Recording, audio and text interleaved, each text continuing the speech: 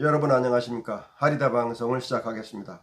지난주에는 대한민국의 길을 제시한 바 있습니다.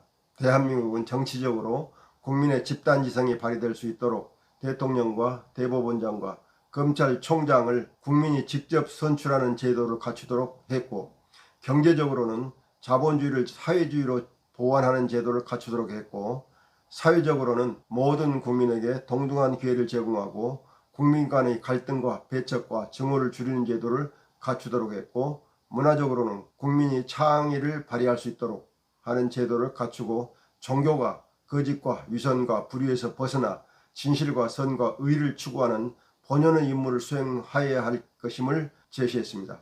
이 길은 비단 대한민국에게만 적용되는 것이 아니라 세계 모든 나라가 걸어가야 할 길입니다.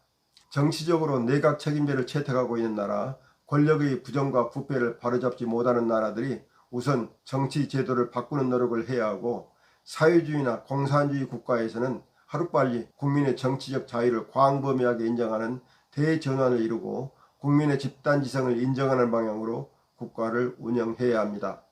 그래서 대한민국이 성공의 모델이 될 수 있도록 대한민국을 사도국가로 이름 붙인 바 있습니다. 국가 차원의 설명은 이 정도로 마치고 지금부터는 인류가 걸어야 할 길에 대해서 말씀드리겠습니다. 인류는 카렌 암스트롱이 말한 이른바 추구시대라고 불리는 때부터 인류의 스승으로부터 인류가 걸어야 할 길에 대해서 여러 이야기를 들어왔습니다. 석가모니, 공자, 소크라테스, 예레미야, 플라톤, 에우리피데스 등이 지금까지도 인류에게 영향을 끼치고 있는 분들입니다. 여기에 예수와 무하마드를 포함하면 지금 우리가 알고 있는 길을 말해준 분들이 망라되는 것입니다. 그러나 이분들은 모두 짧게는 1500년 전에서 길게는 2500년 전에 이 세상을 살았던 분들입니다. 비록 그때나 지금이나 인간의 기본적 성향은 바뀌지 않았다고 하지만 인간의 삶을 둘러싼 환경은 너무나 달라진 것이 많습니다. 따라서 인간의 삶을 인도하는 방법도 바뀌지 않을 수 없습니다. 종교의 경전은 바뀌지 않으면서도 그 해석이 현실에 맞게 바뀌는 이유가 여기에 있습니다. 그러나 만일 옛사람이 인류의 길을 하나님의 뜻에 맞게 제시했다면 그 길은 지금도 유효할 것입니다. 그분들이 자신의 지식과 욕망을 투영하지 않고 순수하게 하나님의 뜻을 쫓았다면 분명히 그 길은 지금 인류 전체에게도 적용될 수 있을 것입니다. 그러나 불행히도 그분들은 지리적, 민족적 한계를 극복하지 못한 것이 사실입니다. 이스라엘이라는 공간과 유대인이라는 민족적 한계, 인도라는 공간과 인도인이라는 민족적 한계, 그리스라는 공간과 그리스도인이라는 민족적 한계, 중국이라는 공간과 중국인이라는 민족적 한계, 아라비아라는 공간과 아라비아인이라는 민족적 한계를 그분들이 벗어나지 못하는 것이 사실입니다. 따라서 그분들의 가르침 중에서 그런 한계를 극복하지 못하고 제시한 것들은 지금은 효력이 없다고 보아야 합니다. 거기에 요즘처럼 지구촌이라고 할 정도로 인류가 거의 한 공간, 같은 시간을 공유하며 살고 있는 경우에는 이런 환경에 맞춰 인류의 길을 설정해야 합니다. 특히 정치적 환경이 극도로 변한 것을 유념해야 할 것입니다. 지금 과거에 비해서 하나님의 뜻을 따르기가 매우 적절한 상황이 되었다고 말할 수 있습니다.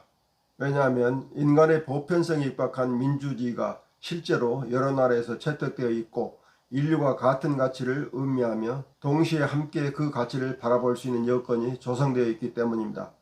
그래서 인류는 앞으로 다음에 두 가지 길을 걸어야 하나님께 다가갈 수 있고 하나님의 은혜를 모든 사람이 누릴 수 있으리라고 생각합니다. 첫째, 인류는 국민 또는 민족의 집단지성이 한 사람의 천재적 지혜보다 더 낫다는 점을 인식하고 집단지성을 짜내어 정치, 경제, 사회, 문화, 각 부문이 집단지성에 맞게 작동하도록 하는 것입니다. 정치적으로는 민주주의가 정착되어야 하고 경제적으로는 모든 사람이 두루 잘 사는 제도를 갖춰야 하며 사회적으로는 차별과 배척이 없이 모두 하나가 되는 통합을 이루도록 하고 문화적으로는 종교나 도덕이나 제도가 개인의 창의성과 개성을 억압하지 못하도록 하는 것, 이 모든 것이 지도자 개인의 생각이 아닌 집단지성을 통해서 이루어져야 합니다. 둘째로는 사회의 모든 구성원이 진실과 선과 의를 기반으로 생각하고 판단하여 그에 맞추어 살아야 합니다. 그래야 집단지성이 재구실을 할 수 있습니다. 국가의 제도나 단체의 운영이나 가정의 규율도 모두 이 가치 안에서 행해져야 합니다. 이 두 가지 수단 곧 집단지성 중심과 진선의 기준을 추구하는 것이 인류가 살아가는 가장 바람직한 길이요 하나님께서 바라시는 뜻입니다. 언약의 한 구절을 인용하는 것으로 오늘 말씀을 마치겠습니다. 내 삶을 진실함과 선함과 의로움의 반석 위에 세우라. 그러면 내가 하나님의 자녀라 일컬음을 받을 것이요 너와 내 자손이 땅 위에서 영원히 복을 누리리라. 존재편 제17장 10절에 나오는 말씀입니다.